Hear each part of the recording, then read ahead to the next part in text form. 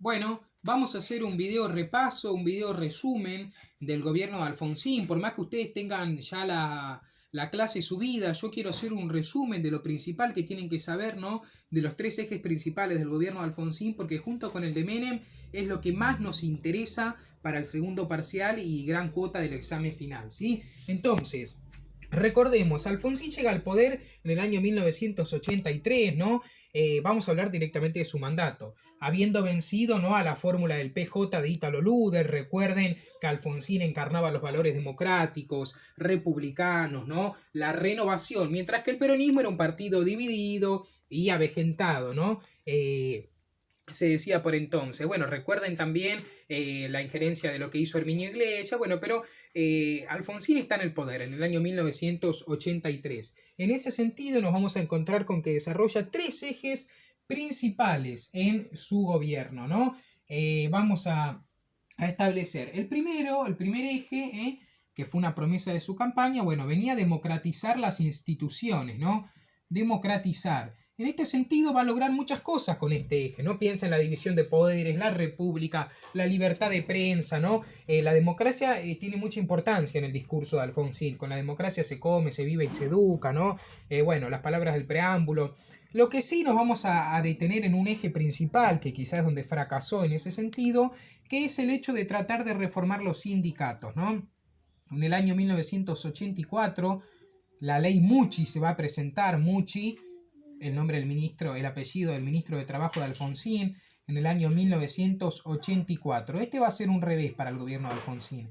¿Qué quería la ley Mucci? Bueno, democratizar los sindicatos, eliminar la reelección, que no se formen mafias sindicales, ¿no?, jerarquías sindicales eternas, y qué más, bueno, que se integren a las minorías sindicales, ¿no? Bueno, la ley Mucci va a fracasar, se aprueba en la Cámara de Diputados, en la Cámara Baja, y es rechazada por los senadores peronistas en la Cámara Alta. En este sentido, una vez que fracasa la ley Mucci, el sindicalismo va a establecer un pie de guerra contra Alfonsín, ¿no?, estableciendo 13 paros generales en 4 años, hecho muy importante en su gobierno para después entender por qué terminó como terminó, ¿no? Bueno, en este sentido ya hemos hablado del primer eje, ¿no? Si bien la democracia en todos los otros sentidos sí funciona, bueno, falla cuando tiene que democratizar los sindicatos, ¿no? Estrictamente, bueno, brazo duro, perdón, del peronismo. El otro eje principal sobre el que habíamos tenido la clase la última vez había sido el juicio a las juntas, ¿no? El otro objetivo de Alfonsín en la campaña era enjuiciar a la cúpula militar y guerrillera que había tenido el país de sangre prácticamente desde el 74 hasta la fecha, ¿no? Este juicio a las juntas va a comenzar con el famoso Nunca Más. El juicio se expresa como tal en el año 1985, recuerden, cuando están los primeros condenados por todos estos crímenes de lesa humanidad que se habían establecido. Y el tercer objetivo, ahora vamos a volver allá, era la reactivación de la economía, ¿no es cierto? Buscaba reactivar la economía. Recuerden el desastre que había heredado fruto de la política dictatorial. Bueno, ¿cómo se iba a hacer esta tarea de reactivar la economía? Recuerden que del 83 al 85 no hubo rumbos claros y prácticamente el ministro Greenbaum, bueno, no pudo hacer grandes cosas, pero lo que nosotros hablamos es del Plan Austral. No voy a explicar qué fue el Plan Austral porque este es un video de repaso y ustedes ya tienen un video estrictamente dedicado al Plan Austral, ¿no? Recuerden que el Plan Austral se lanza en el año 85, en junio del 85, y funciona hasta mediados del 86, ¿eh? Recuerden que era un plan que buscaba fijar los precios, los salarios, la tasa de interés, tratar de cancelar la emisión monetaria, ¿no es cierto?, subsidios a la industria, retenciones al campo, y bueno, y lo más importante, el surgimiento ¿de qué? De la moneda, del austral, ¿no?, que le quita 3 ceros al peso. Era un plan de shock que combinaba políticas heterodoxas con con ortodoxas. En ese sentido, el Plan Austral va a funcionar desde el 85 hasta mediados del 86. Estos dos ejes, el 85 del Plan Austral y el 85 el Nunca Más, le van a dar un gran envión a Alfonsín en el año 85. Vamos a poner acá, en el 85 hizo la tarea y holgadamente tiene buenos resultados en las elecciones de medio término. La cosa se va a empezar a complicar cuando ya en el año 86 el Plan Austral empieza a fracasar. aumenta la deuda. Recuerden que está el video de esto, ¿eh? Aumenta la deuda, aumenta la tasa de interés a nivel general, a nivel global. ¿Qué más pasa con nuestros precios? Bueno, nuestros precios caen. Los precios precios a nivel mundial, las exportaciones. Los precios internos suben y bueno, como resultado de todo esto aumenta la deuda, la tasa de interés y vuelve el principal mal, la inflación, que esta vez va a venir para devorárselo todo, ¿no? Va a desembocar en la hiperinflación del 89. Pero bueno, en este sentido empieza a fracasar el plan austral. ¿Y qué otra cosa pasa? Bueno, los... Los peronistas se empiezan a rearmar, el PJ empieza a rearmarse, empieza a surgir la figura de los renovadores, ¿no? Este sector renovador, la renovación peronista entre Cafiero, Menem, y bueno, el peronismo ya para la elección del año 87 se va a presentar como un partido bastante unido, ¿no? En el año 87, ya lo vamos a ver eso, pero bueno, sumado a que empieza a fracasar el plan austral y sumado a que en el año 87 nosotros nos encontramos con los primeros alzamientos militares, ¿no? En contra de este enjuiciamiento, ¿no? Porque se cree que hay un plan de financiar y desprestigiar a las Fuerzas Armadas. Bueno, en el 87 tenemos el levantamiento militar, el levantamiento militar de Campo de Mayo, ¿no?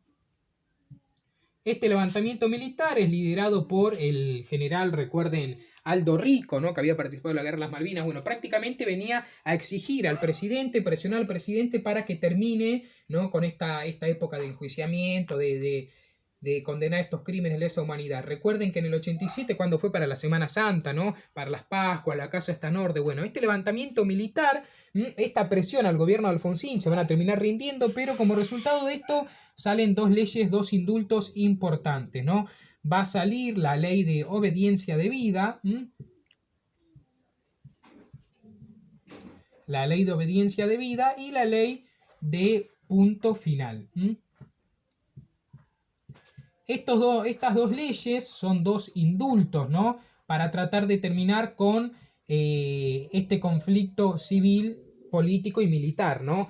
Son dos indultos que van a decir, bueno, los juicios llegaron hasta acá, se terminó, y bueno, en ese sentido se llega a un acuerdo, ¿no? Después esto se va a romper porque no contentos con estas leyes van a surgir otros problemas y van a haber levantamientos militares en el año 88 y después va a haber durante el año 89 también, ¿no? Acá ya hablamos del de Zaineldin, ¿no? En ese sentido. Bueno, esas dos leyes son importantes, la ley de obediencia debida, de punto final, ustedes tienen que saber por qué surgen, todo esto, muchas preguntas que hay en los parciales, y bueno, en este sentido, los alzamientos militares, el plan austral empieza a fracasar, alzamiento militar, el plan austral empieza a fracasar y el peronismo se une, se empieza a reunir, entonces las elecciones del año 1987 nos vamos a encontrar con que el radicalismo sufre un gran revés. Prácticamente el peronismo gana en todos los distritos, casi todos. En ese momento se decía que la Unión Cívica Radical era únicamente Córdoba y Río Negro, ¿no? En el sentido de los distritos que pudo conservar el alfonsinismo. Y bueno, ya después, todo esto que está pasando va a ser una explicación para por qué el gobierno de Alfonsín terminó como terminó. Bueno, intenta Alfonsín aplicar algunas medidas, privatizar algunas empresas, enviar una ley de reforma del Estado. Eso fracasa debido a la oposición peronista, que ya era un partido unido, y bueno, y a la gran fuerza del sindicato peronista, fracasan esas leyes y no pueden encontrar el rumbo económico, ¿no? Bueno, en ese sentido va a pasar algo muy importante en el PJ. Va a haber una interna en el año 1988 entre dos personajes importantes, Cafiero y Menem, ¿no? Menem va a acusar a Cafiero de relacionarse con Alfonsín, de traicionar al partido, y bueno, Menem, que era gobernador de La Rioja, ¿no? Recuerden que lo hablamos un poquito en la clase pasada. En el año 88 Menem va a ganar la interna y se va a convertir en el candidato del partido peronista, ¿no? Y bueno, entonces vamos a sumar la unión del peronismo, los líos con los alzamientos militares, la situación sindical, el lío de la economía, que va a terminar como con el Plan Primavera en el año 89. El Plan Primavera, ya explicamos lo que prácticamente era, ¿no? Prácticamente buscaba, bueno, tratar de dar un manotazo de ahogado a toda esta situación, privatizar algunas empresas, ¿no? Achicar el déficit fiscal, el gasto público, todo lo que no se había podido hacer antes, y también va a fracasar, ¿no? Debido, bueno, a la gran oposición ya acá. después del fracaso del Plan Primavera y todo este lío económico, nos encontramos con lo que se recuerda del año 89, que es bueno, el fracaso de contener la inflación y directamente nos encontramos en un periodo hiperinflacionario, la hiperinflación. Bueno, la hiperinflación, los conflictos políticos, sindicales, económicos, etcétera, van a hacer que en las elecciones del año 1989, Menem, del PJ, en contra del candidato radical Angelos, va a ganar las elecciones del año 1989. Debido a todo lo que explicamos. Después de la victoria va a haber una etapa de transición entre Menem y Alfonsín donde no se ponen de acuerdo prácticamente. Los funcionarios menemistas van a empezar a atentar con el gobierno de Alfonsín diciendo que el dólar va a estar recontra alto, que no hay que prestarle más a la Argentina, que alienta la bicicleta financiera, etc. Y bueno, las declaraciones peronistas, los saqueos a los supermercados debido a la hiperinflación del año 89 va a terminar con ¿qué? Con que Alfonsín va a terminar entregando el mando 6 meses antes de su gobierno y así, antes de finalizar su mandato, y así, bueno, nos encontramos con la primera transición democrática entre dos presidentes electos desde el año 1928. Y con eso finalizamos la clase de repaso del gobierno de Alfonsín.